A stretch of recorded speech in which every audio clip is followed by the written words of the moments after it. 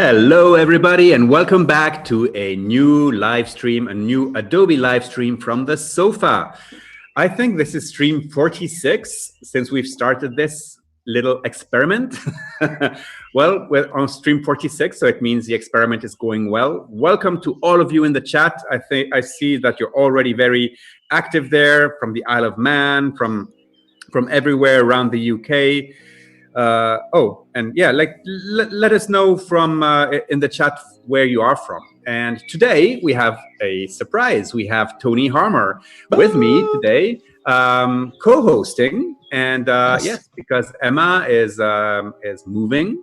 This is Emma's moving week. She's moving from Berlin to Munich this week, so she won't be joining us this week. But we say hi, Emma. I know you're watching. And our wonderful guest today, Eda Durust Aras. How are you, Eda? I'm fine. How are you? Good. Wow, I'm so excited to have you on the stream today because I think we were supposed to do a live stream what was it, last year, 2 years ago? 2 years ago when we first met in Off Festival, Barcelona. Yeah. But I kindly declined the offer because I was so stressed about it. So it's my first live stream ever. Yeah. So let's see what happens. It's a live stream from the sofa, so it's all, cozy and yes. And we're very nice people, and yeah. You are definitely.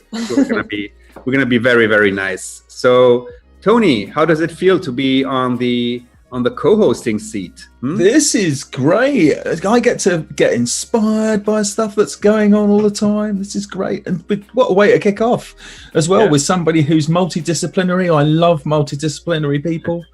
So no, fantastic. Really lovely to be here and not have the pressure of having to do all of that. Having to do stuff, right? That's it. Perfect. like Eda has today. Yeah. So Eda, I'm so excited, so it's fine. Who are you? I'm honored to be here. Tell us a little bit about you. What do you do? And basically, I'm Turkish. I'm from Turkey, Istanbul. I moved to London in 2009 to go to university in London, Central St. Martin's. I studied graphic design, moving image. Then I did some animation, masters in animation, character animation. Then afterwards, I just started doing what I love the most. So illustrations, manipulations, collages.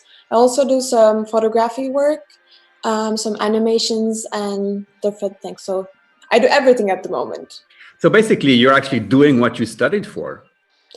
Yeah, not so much. No, because I studied moving image for 4 years. Then I studied animation. So I never thought of myself becoming an animator. I don't know why. I just love doing some collages and working on Photoshop. And while I was doing animations, I used to draw everything on Photoshop, then bring it to After Effects. So I had this love to Photoshop maybe. So I just stick to it. And yeah, it was it really. Fantastic. And how's London been treating you? London is great. I'm actually living in between Istanbul and London. So I've been traveling a lot between these two cities.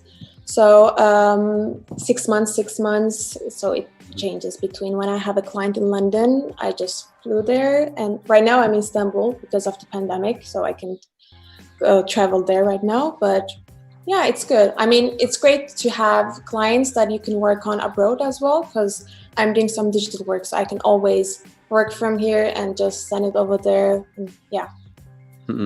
Awesome. Yeah, I know you've brought some of your work, so we can get to know you and get to know the things you do, and then you also brought something that you're going to be working on. So yes, definitely. A perfect Adobe live stream from the sofa. Excellent. Featuring Eda. There you go. So basically, I'm mostly known with my works called manipulation, so I will show it later. But before that, I used to do some illustrations and some collages, like this one. And so I used to find an idea and put them together and using some vintage photographs or like vintage illustrations and combining them in Photoshop. But something really bad happened. My laptop got stolen, so I had to go to another direction, which was great for me, by the way. So I had to do something new for myself. So I started these manipulation works, like this one. So what I like to do is find an idea or theme or concept and focus on it, and sometimes find the opposite idea of it. So like in this one, it's a hot dog, but you see like a battery inside it, which normally you won't see anyway. So I try to collapse the ideas and do some kind of opposite works. Yeah, I've done a lot of these ones, and I think I gained a lot of audience because of these, like these ones. Michelle is saying nice work. Thank you. And because of these works, I had the opportunity to do some great collaborations, such as the first one that I did was with Walt Disney, The Beauty and the Beast. They had this upcoming, thank you. They had this upcoming movie coming up. So they asked me to do the packaging, social media images of the perfume that they had.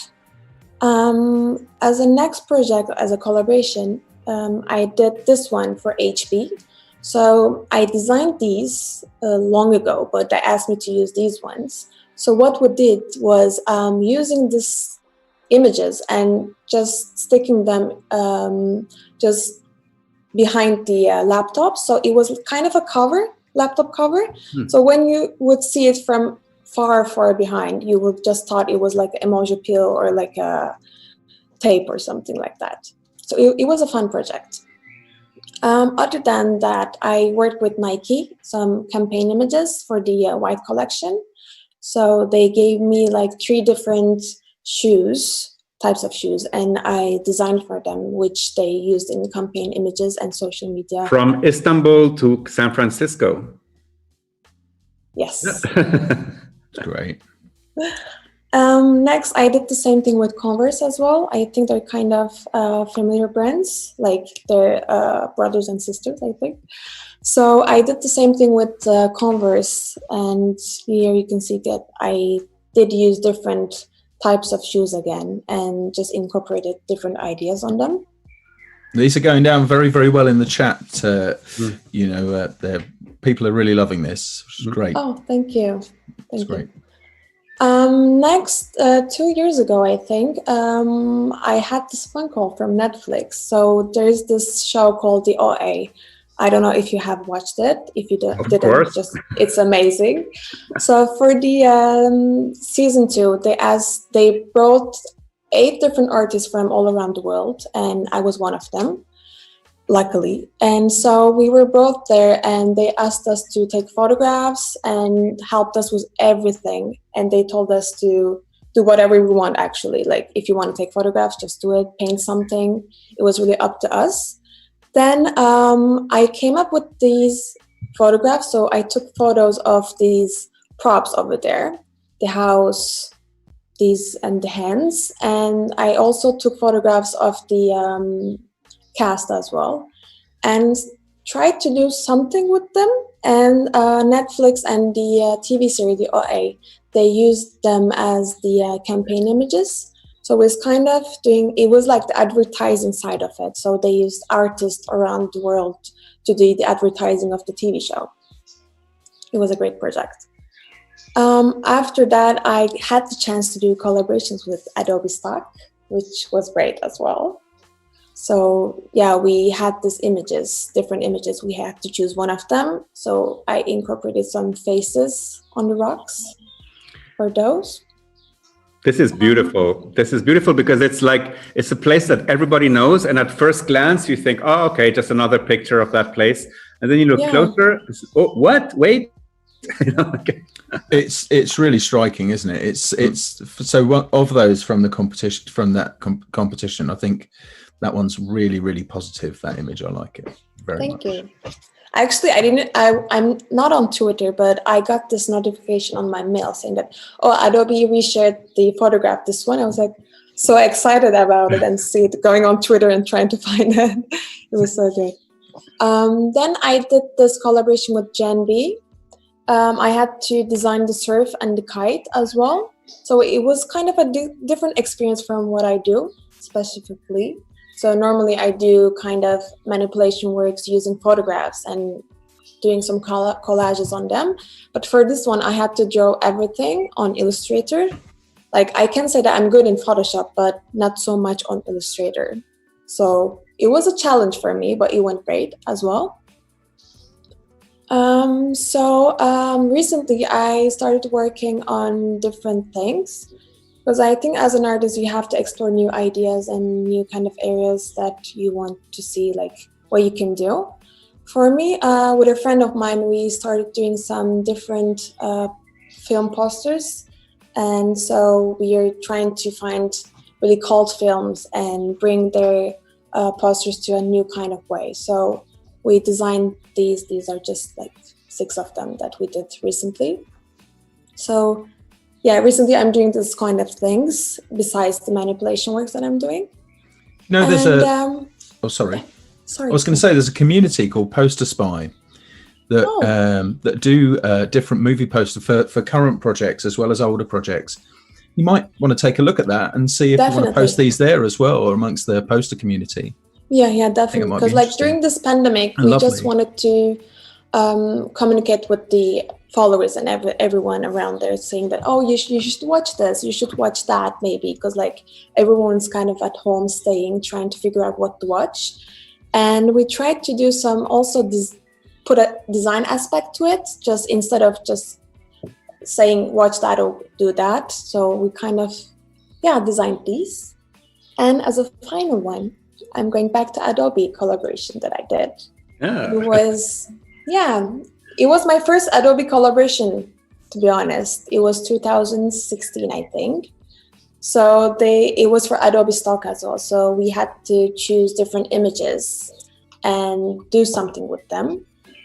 So I think that here I wanted to choose a theme or a concept first, focus more on my hometown, Istanbul, and put a creative tool in it, which was the pencil, the most iconic tool, I think, for drawing. So yeah, after that, I've been invited to Adobe Max in London, and I've seen these images everywhere. I was so excited. It was such a good experience for me. So yeah, and I think we'll go over this one. And but before you do that, Eda, I just wanted to ask you a couple of questions also from the chat. You know, people are like, how do you promote yourself? How did people get to know you? How did you build your network? I mean, I think it was by chance, to be honest, because when I started putting my manipulation work on Instagram, it was only Instagram, to be like, I didn't do anything else. I just started to share my works and use Instagram as a portfolio for myself. And at some point, people reposted, reshared, and it grew. I didn't even realize how, but it helped me a lot. Social media, definitely. Otherwise, I think I kind of proved myself that I was good in this field. I'm not going to say maybe not good, but I could do my work in this field. So agencies and brands came up to me and just wanted to do some collaborations. And one by one, I think each door opened another door. So it just happened like that. And do you still only use Instagram, or do you have a portfolio now, or do you have Instagram? Only Instagram. Only That's great. Instagram. Because I think it helped me a lot, and I just wanted to stay there because like I'm not using Twitter or Behance or anything else. I know like Behance is a great website to promote my works as well, but I think just sticking to one, because I've been doing this on Instagram for 6 years, I think now. So I think my followers just got used to seeing my works over there. Yeah, Tim just posted the link to your Instagram in the chat. So just as a reminder, if you're watching this on YouTube, that's perfectly fine. But the action is on behance.net/live. And that's where we're actually looking at the chat. And that's where you have an opportunity to ask Eda all the questions you want during this hour here on the sofa. So scoot on over to behance.net if you want to chat with us. And and that's... I've just followed you on Instagram, Eda. Thank you. What I really love about your Instagram feed is that it's so, you can tell that you've really worked on that distinct style of that, and just by scrolling through. It's gorgeous, really gorgeous. I have to put an orange one for the last, so it's like normally it's one line orange, one line red, one line blue, but it's so hard to keep up because you have to design like 3 in a row, 3 in a row, 3 in a row. And I did the same mistake, starting to make these 3 things, and then you're stuck. I know. I think it's kind of a mistake. Like it looks great, but if you miss one day or one month, because I haven't posted in a month or like maybe more than a month ago, so it's been a while, and people are like messaging me saying, "Please post," because I don't want to see like 2 in a row and like it's all blurry right now over there. So I have to post again soon. One more orange. There we go. Yes. Fabulous.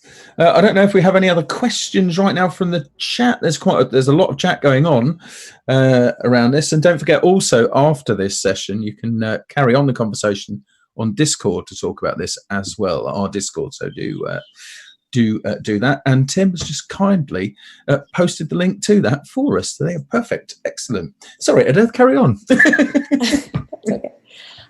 So I will just go on and show you guys how I did this one.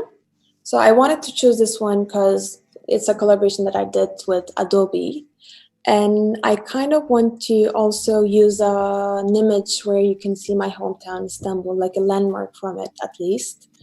And we'll go through with it. There's a couple of questions that just came in. One from Catherine. She's asking, who and what inspired your work? So basically, I think at some point, 5 years ago, when I first started this, I used to go to a supermarket every day and just go around the aisles just to see different objects and different kind of colors. I used to take photographs and everything. So I think whatever you see around you, it's like an inspiration for me. Because when I was going traveling with a bus, I used to take notes on my iPhone saying, okay, yeah, you see a wheel. Maybe a wheel will look like a cake, a birthday cake maybe. And I used to do that. So whenever I see anything that inspires me, I just take a note. And when I go home and or sit in front of my laptop, I will just try to do things with it. Sometimes it works, sometimes it doesn't. So you just have to try to get inspiration from everything and everyone, to be honest. Okay. And one from Sandrine, where do you find the images you work with? Like the vintage images? Stock. Always Adobe Stock. Okay. Always Adobe Stock, because it has a great library, I think. And you can always license it as well. So when I'm working with when I do it myself, to be honest, I just try to find some Google images. I tried, if it's good, I go to Adobe Stock and find something similar to it, because you have to always license your work as well. If you just use someone else's photograph, it's not going to go great for you. Yeah, it's too much hassle if things go south. Yeah, absolutely. Definitely. And Caroline is asking, what cameras do you use? What's your setup for photography? 5D. 5D. Canon 5D, yeah. Yeah, there we go. I've been using that because when I first started doing manipulation work, I used to take photographs. But at some point, I went always to Adobe Stock. It has different kind of photographs from different angles as well. So it just made my work easier and also faster. Because you have to find the idea, take the photograph. And instead of that, I just went to Adobe Stock, to be honest. Yeah, because one of the very tricky things with photo compositions is the camera lens that has been used. And basically, you have to find images that use the same focal length, the same perspective, so that you can put the images together. Because that's the number one mistake people make when they do photo compositions. They take pictures from left and right, but then it doesn't work because it's not the same perspective. And I think in Adobe Stock you can also look for this type of aperture and things like that to make sure that everything is in the same perspective. I mean, for my works, I think the most important thing is that the photographs should be from the same angle. Because if you have some, for this tower, I couldn't take this photograph because it has a great lens. The colors are amazing. You have to go at higher, really high to get this photograph. And for the pencil, you have to have it the same angle. Otherwise, it's not going to go great when you put them together. So like the perspective and the angles are really, really important for this kind of work, I think. And Emma is in the chat. She says hi. Yeah. Hi. Hey, Emma. Hope you're having a wonderful Monday. 1st of June, by the way. Yeah. Yes. We made it to June. Yay. Yes. So if you're ready, I can start showing you how I did this one. Mm-hmm. Yeah. Let's do it. So I already opened a new page for myself and uploaded the image of the background image. So what I'm going to do is what I like to do is always put the image right in the middle. So like you have to focus just in the middle of the canvas. That's what I like to do. Like it's really up to the artist or like the person who's designing it, to be honest. If you want to focus on the left side. What is this tower? Can you tell us a little bit about this tower? It's the Galata Tower. It's the watchtower in Istanbul. Beautiful. Yeah, it's one of the most iconic landmarks in Istanbul. Because like when I had this opportunity to do this project, I went from like different landmarks and different photographs to see the options that I had to do to develop my idea. So basically, after you have the idea to do the landmarks, I went from like for the Galata Tower, maybe I had 100 images, maybe more in Adobe stock. So once you choose the image that you want, then you can choose like the pencil or like the tools that you want to integrate inside. So for this one, I have this pen, which is a classic pencil. So what I like to do is choose a marquee tool. I just need this part for now to put it in the body of the tower. So copy paste it, hide the pencil tool. I'm going to rotate 90 degrees so it just matches with the tower. What I like to do while I'm working is always have the opacity of the image to 50% minus, so that I can see what's going on underneath.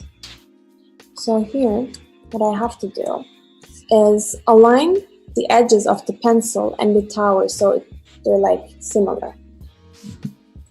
So make it a bigger. Richard is asking you, if you started in Istanbul, what was the art school in Istanbul like? Did you go to art school there, or did you? I didn't. You went directly to, what was it? St. Martin's. Central St. Martin's. Yeah. And apart from the tower, do you feel you have brought any distinctive Turkish influence in your work, or is that you?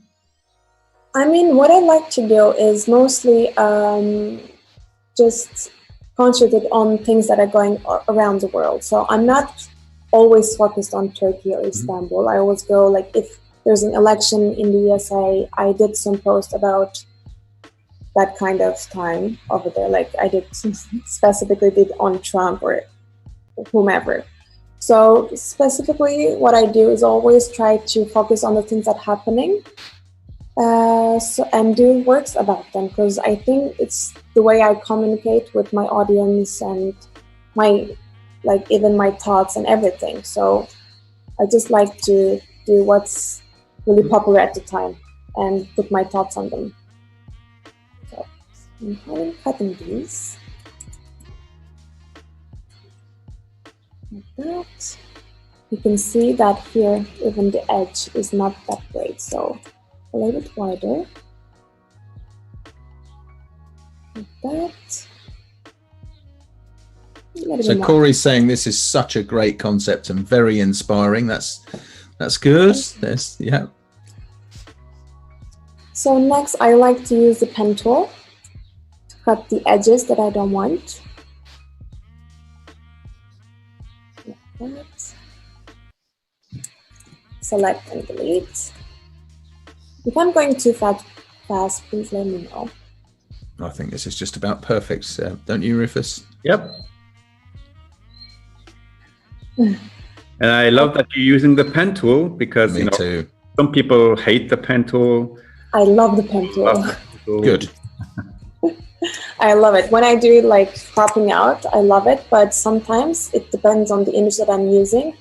I sometimes use, I will right now, use the eraser, soft round edges so that it blends better instead of having some clean cuts. For these kind of works, sometimes it's better to use the eraser, I think. So. Have you tried the curvature pen tool yet in Photoshop? Have you tried that? So the No. variation of that. So you might want to explore that. That's an interesting Definitely way of doing things, because rather than having to switch to the direct selection tool, for example, if you want to move points, you can just move them, and it makes drawing curves so much easier. Perfect. So give it a go. Definitely. And people are, Rufo is asking, do you use a tablet like a Wacom or something, or do you use the mouse? Okay.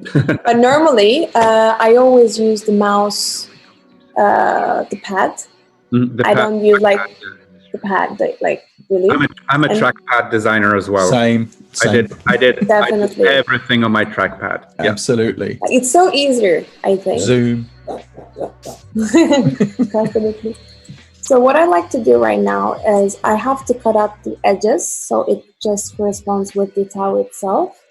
So I'm going to use the eraser, soft round edges, so it has a better blending options, I think, because if I use the pen tool, it will have kind of a clean cut, and I don't want that.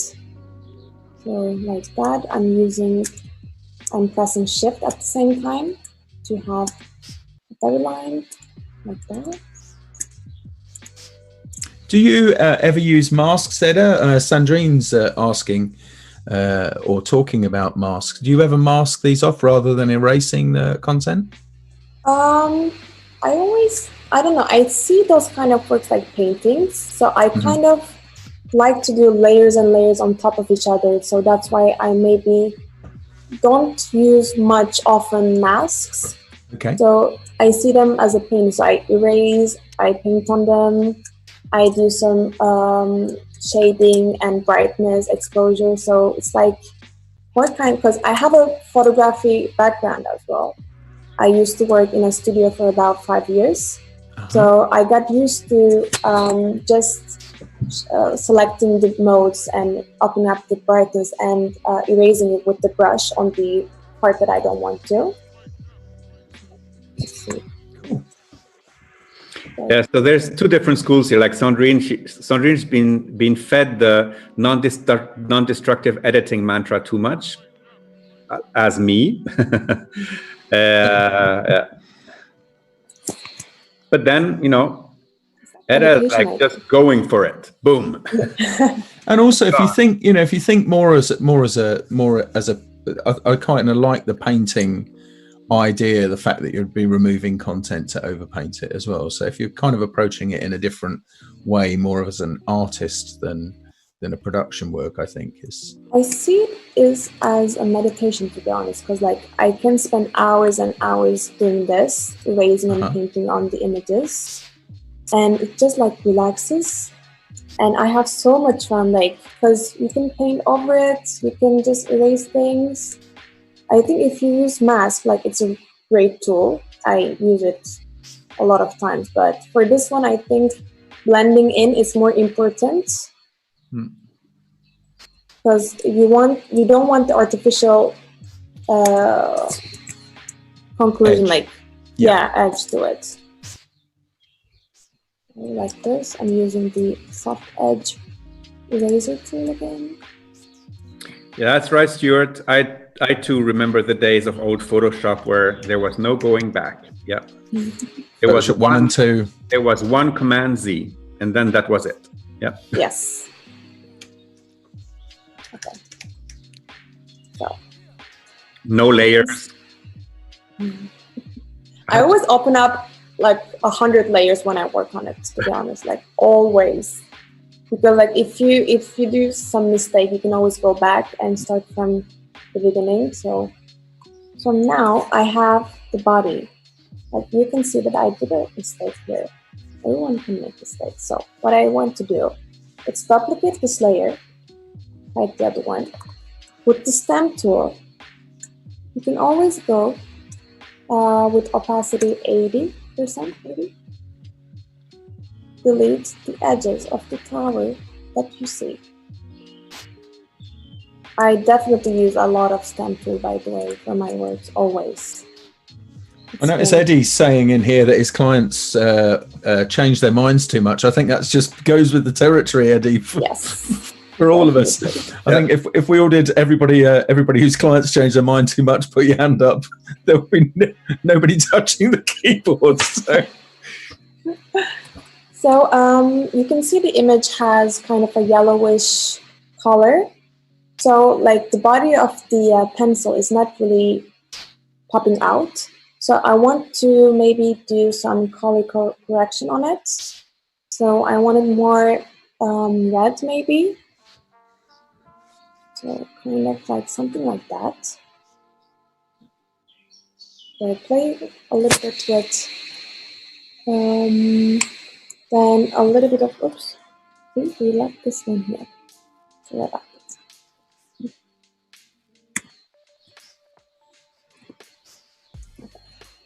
Now selecting again, brightness this time.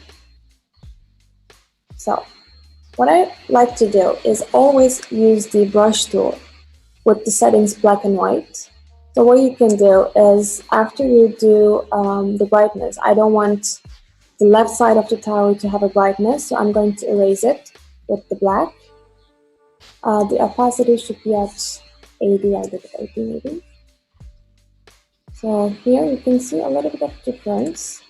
I'm going to use more. I don't know if you can see it. I just did a little bit of brightness just over here because the sun is coming from the right side. So again, levels this time. And this time I'm going to erase the right side of it, because I want a little bit of shadow on the left side of the tower.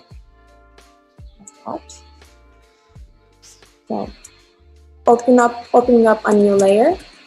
What I'm going to do next is using the colors from the background, opacity 20 maybe, adding a little bit of those colors inside of the tower so it blends in beautifully. That. So selecting maybe this and bring it more like the orange, 10%, like that. Yes.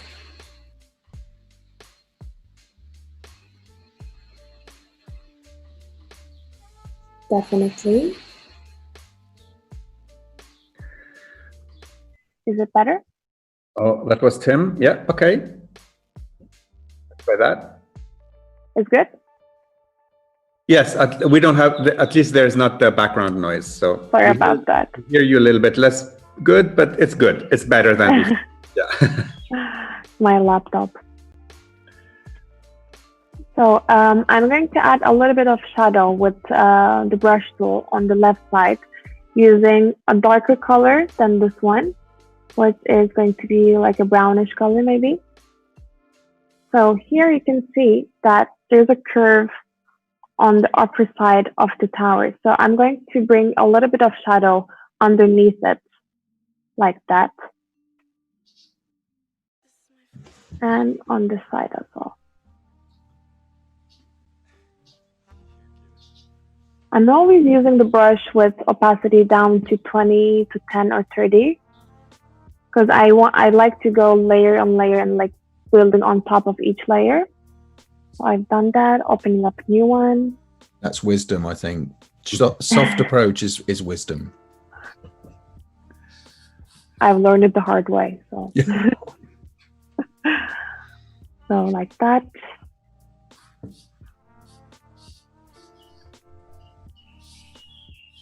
And maybe a little bit of shadow underneath the apartments as well, right about here. And here you go. Fabulous. So what I'm going to do next is open up the pencil as well again and select this part because I want to have the roof as for this. Is that your bird song again, Rufus? Is that? Oh, yes. Yeah. Are you enjoying that? Yes. Yeah, mother bird just came and fed the little ones, so they're all screaming. I didn't know that you had birds. Look, Eda, I'm going to show you where I'm sitting, okay? Are you ready? Okay, yes. Whoop. Ooh. That's so great. And the birds are up there. Wow. You know? Wow, it's so great. Here is raining right now. Ah.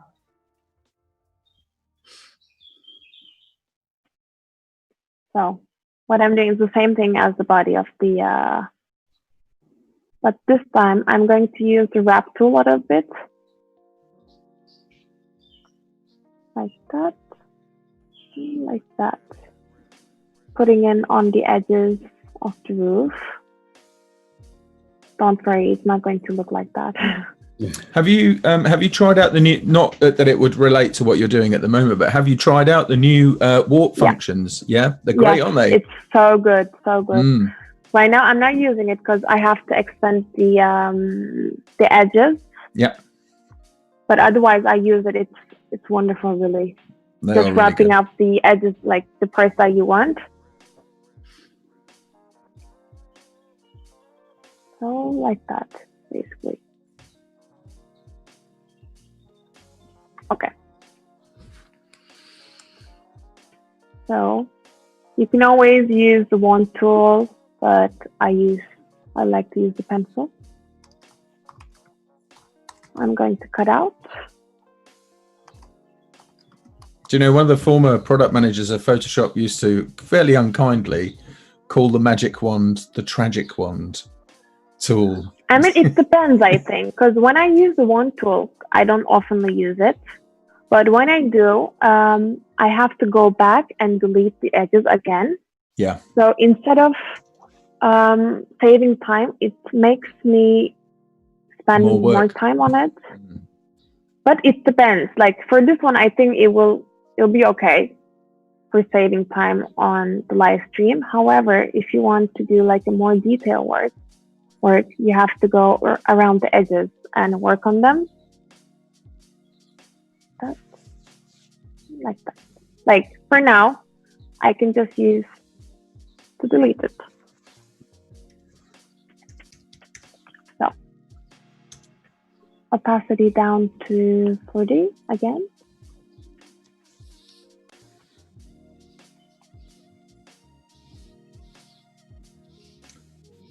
There is that. So Sandrine is mentioning the auto select tool or function in there as well. So the I think what she's referring to is possibly the select subject option in the select menu, which is great for a lot of different circumstances. A good shout, Sandrine, I think.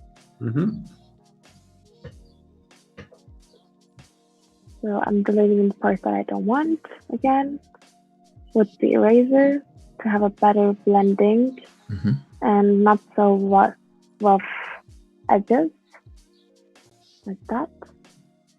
It's really shaping up nicely now, isn't it? You will get there.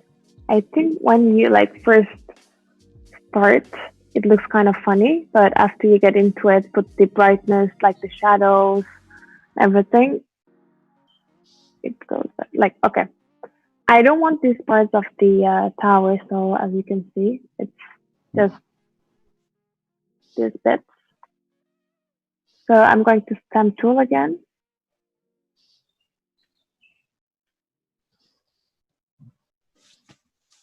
There you go. Well, Tony, Sandrine meant the object selection tool, which is really cool because you can. Oh, yes. Yeah, it's a third tool, you know, in the selection tools and you can just, you know, like click and drag around an object and boom, automatically selects it. Yes. Good shout. I'd forgotten about that, which is amazing because I use it all the time. Yeah, Photoshop is hard, Tony. Photoshop is hard. Oh, I like Photoshop. I think I love to keep it simple in Photoshop because I have so much layers. If I do auto select, it just selects the things that because I have maybe 5 layers on top of each other. So I have to go to the library and select the one that I want right now. So for this one, selecting it. A little bit of brightness on the right side. And deleting it on the left side with the brush and the black. Now you can see that it's brightened just on the right side. I love to do these kind of like selecting and blending options. I use it all the time. And shadow on the left side, like that. So you've got a neat little formula there for those to do that that process. Natalia is asking, how did you find your first few years working as a designer? I mean, I think it was because I've been working from age 14. I always had this passion. So when I was going to college and high school, I used to go to do some internships. Okay. So I had to work all the time because like during university, I had to go back to Istanbul to see my family.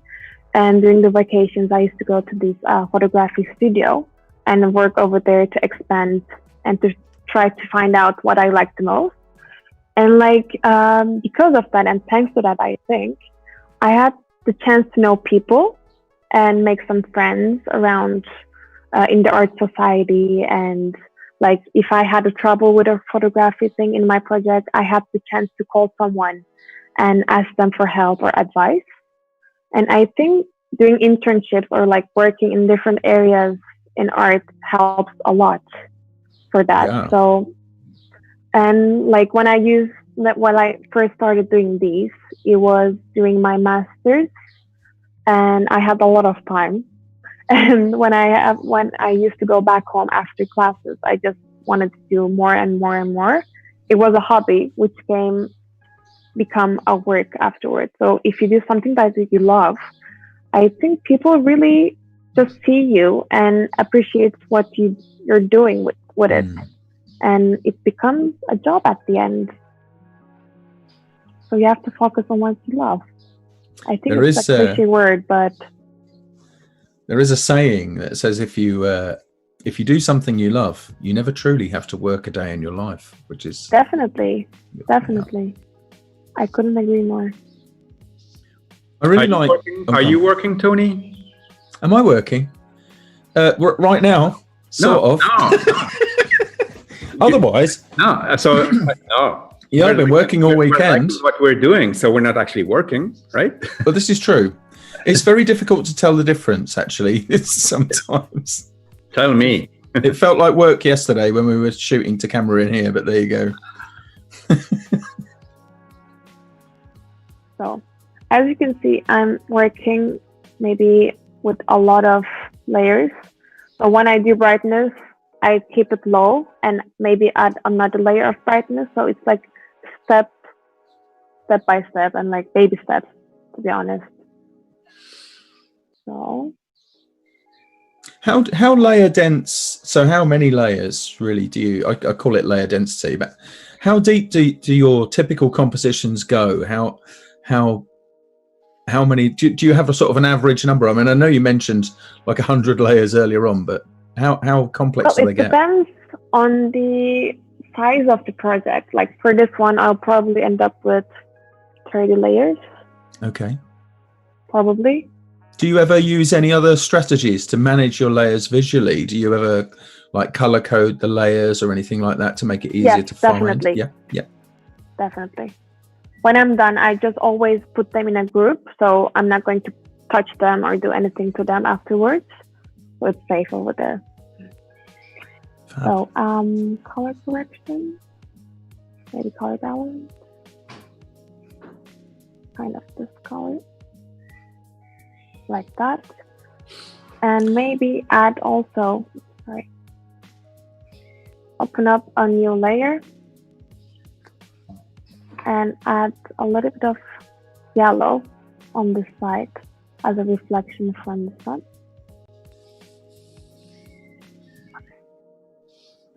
You can always lower down the opacity of the new layer that you just opened. So I'm going to put it to 60%. So it has Just a little bit of yellow, but not that much. You can always play around. So next bit. I think I'm kind of done with the tower for now, but I will always come back to it if I wanted to change something. So I have these pencil shavings. So I like to add some details to the image. So make it a whole. So put the pencil shavings around the city so that if someone is looking at it, you can see that tiny details you can add always. So maybe put it here so it's blurry. And it will also add a little bit of dimension to it. That's here. So you just press shift, right? Yeah. No, this is one of those things. This is, still catching people out. Yeah, it catches me, no shift. Okay. Yeah. I mean, when you got used, because I've been using Photoshop since 2010. So when you got used to something, I think it just stays with you, even though you change it like a year ago or two. You can because I'm not thinking while I'm doing this. It's like really, I know what to do. So without thinking, I just like press, and it just like goes with it, I think. So I'm going to erase it like that. Soft edges on the corners again. Maybe a little bit smaller. Yep. And color balance.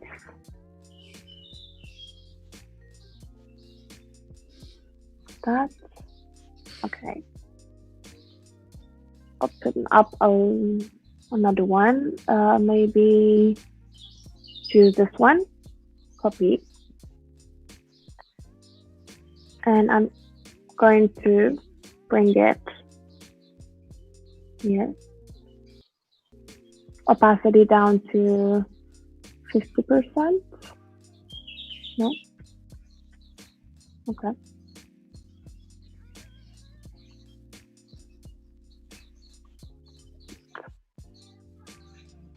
There are a lot of handy tips flying around in the community, in the chat, by the way, with each other. And that's the great thing, I think, about this in many ways, is people are getting inspired by what you're doing. They're talking about, different approaches to processes, and now they're sharing tips between each other for it's very, very good. So everybody's growing. I always like to keep it simple while I'm doing this. I know that there are plenty of different kind of ways of doing it, like cutting with the pen, like using wand, I don't know, eraser, like everyone has different styles. I like to do it like that because I got used to it.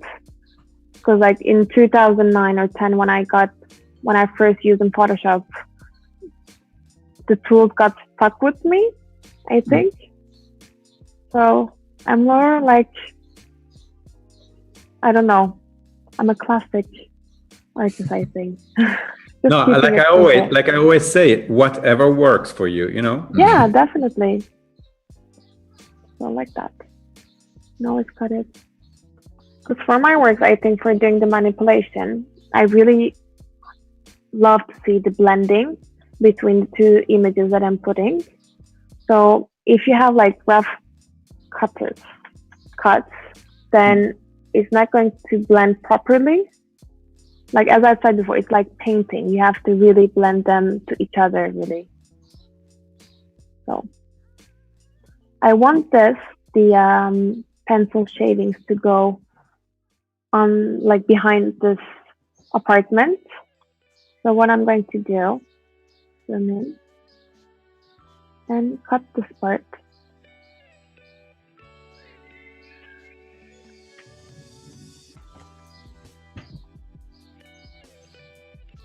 And erase this part. So you know what? I've always thought that Photoshop is a bit like practicing Kung Fu or Tai Chi. There are so many different ways to achieve the same result. It is also something you will never, ever truly master because it is something that grows and evolves with you. But, like as Rufus says, it's what is appropriate and works for you is the best way to do it. There is no right way to do anything. Definitely.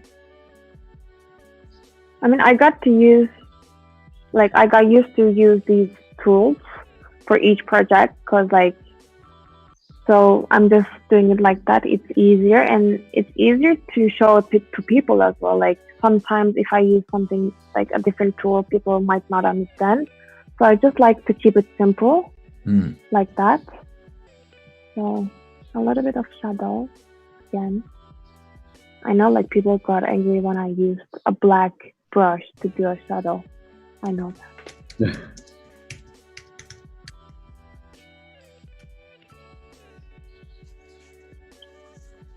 Corey says, mind blown. Yep. Okay, sorry about that. Okay. Brightness. A little bit using the brush. Again.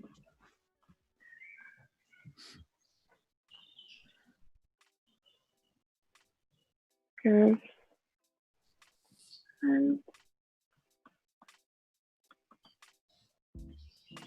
And again, color correction is really, really important for this kind of work, I think. But everybody here in the chat, of course, there's always, the way you do things, but then pay a little bit of attention to, the new features as they come in, because sometimes you might be surprised and think, wow, this is going to save me a gazillion ton of times. And definitely. So yeah, just know what's out there and what's been added, and then you can make a very quick decision. Does it make sense for me? No, yes, and move on. But I'm definitely looking forward to the magic text tool who's coming. I'm really waiting for that to happen really soon, because I'm in the Adobe pre-release program as well, so I'm joining in every Thursday to see what's upcoming. And we can't talk about what's upcoming. Yes. No, I'm not. Secrets. It's not just you and Tony and me here. There's 950 people watching. Yes, definitely. Twitter's lighting up with. What's happening? So just in the chat, remember that the conversation goes on our Discord, and Tim will put the link here in the chat. That's a very nice way to keep in touch in between streams, although we do stream every day from noon to 1 here on behance.net/live. So we're going to be here this whole week again. So yeah, hang on Discord with us. And also, if you like what you're seeing, like if you're here in the chat, just put a little thumbs up here under the video, because that's always a nice sign for Eda to say, Eda, you're rocking it. Thank you. So what I did here is put a line, like a pencil line, a drawing, to add some more detail to it. So I like to play with the blending mode here for those kind of things. So, and I selected the multiply, which is great right now. Do you have an iPad, Eda? Do you ever work on an iPad as well? I have an iPad. Do you use Fresco? I did try it in Adobe Max in LA last summer, I think. Yep. I quite like it, but I think that I always need my laptop with me, because like the images that I work on are so like not quality wise, but size wise are so huge that I need my laptop all the time. That's my problem, to be honest. Otherwise, like I use Arial, Fresco, different kind of apps from Adobe. They're so great, and I'm looking forward to try them out again, to be honest.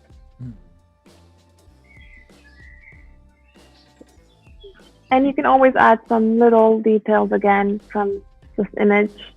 You can take this one maybe again, and put it over here. So it's really up to you. Like you can add some details, change some colors. Okay.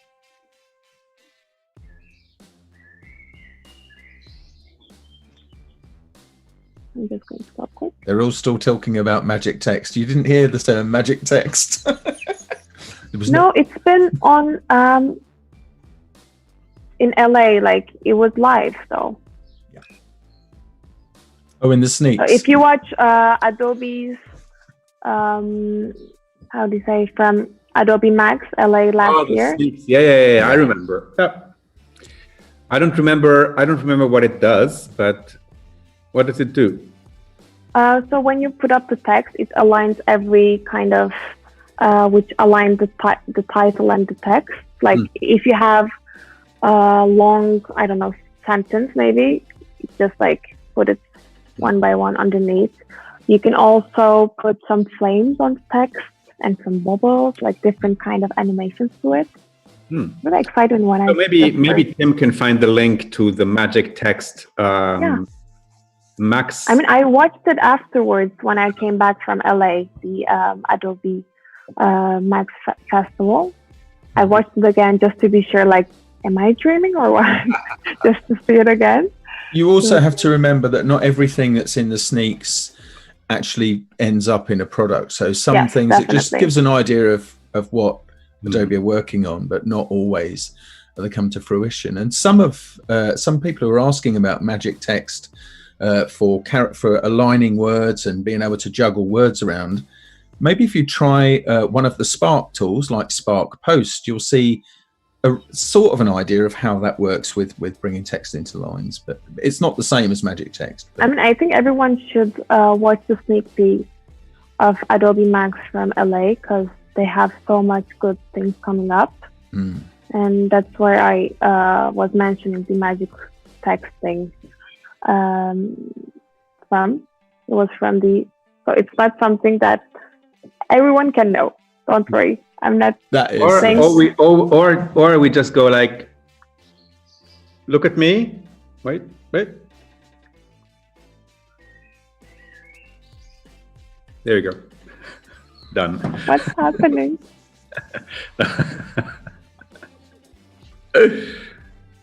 My mistake, Eda.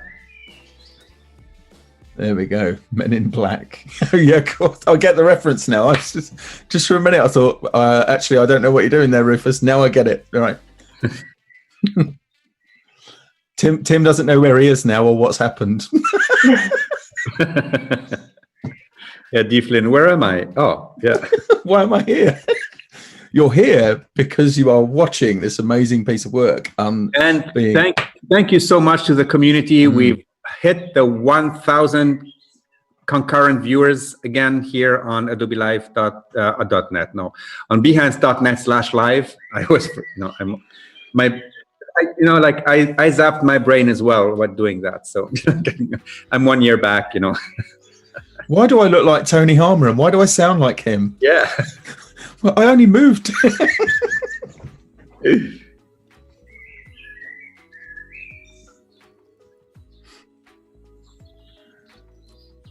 The Galazzo pencil is the biggest pencil in the world. There we are. Definitely. Earlier on in the chat, a few people noticed, I think, that the cloud just behind the pencil was a bit of smudge from that too. So that was adding to it then. Whereabout? Like so if you look at the cloud, if you just go to the tip of the pencil, just over your pencil mark, the actual dark cloud there was working very well as well too. But your pencil stroke kind of adds to that. It's lovely. I actually put some kind of like that on top of it because after using the stem tool, I don't want to have this block over there. So I use the brush tool and like opacity down. I kind of chose the color and blend it in like that.